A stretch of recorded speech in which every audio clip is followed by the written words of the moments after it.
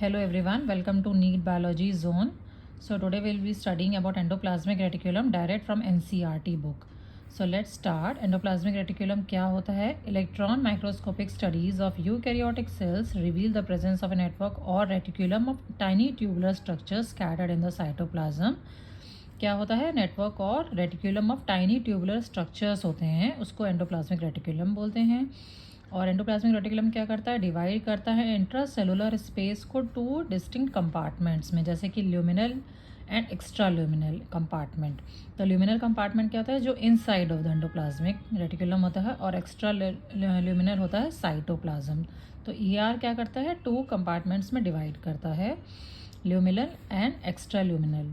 The ER of and shows ribosomes attach to their outer surface. ये आप देख सकते हैं डायग्राम में भी कि जो एंडोप्लाज्मिक रेटिकुलम है इसमें राइबोसोम्स प्रेजेंट हैं आउटर साइड में, तो इसको जो है रफ एंडोप्लाज्मिक रेटिकुलम बोलते हैं. और यहाँ पे राइबोसोम्स नहीं प्रेजेंट है तो उसमें इसको स्मूथ एंडोप्लाज्मिक रेटिकुलम बोलते हैं. ये बहुत इंपॉर्टेंट है कि रफ में राइबोसोम होता है.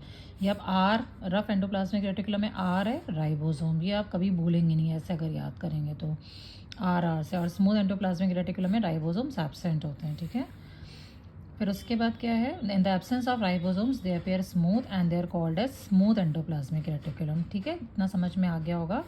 तो RER is often observe in the cells which are involve in protein synthesis and secretion. Rough endoplasmic क्या करता है? Rough endoplasmic reticulum protein synthesis में हेल्प करता है और राइबोसोम्स प्रेजेंट होते हैं.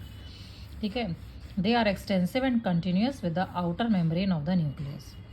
जो स्मूथ एंडोप्लाज्मिक रेटिकुलम होता है वो मेजर साइट होता है for the synthesis of lipid. Smooth endoplasmic reticulum में लिपिड इन्वॉल्व होता है, सिंथेसिस में हेल्प करता है लिपिड सिंथेसिस में. ठीक है, animal cells lipid like steroidal hormones are synthesised in the acid. ये बहुत इंपॉर्टेंट है. एनिमल सेल्स में क्या होता है? लिपिड लाइक स्टेरॉयडल हार्मोन्स जो है वो स्मूथ एंडोप्लाज्मिक रेटिकुलम में सिंथेसाइज होता है. ठीक है, इतना तो आपको समझ में आ गया होगा.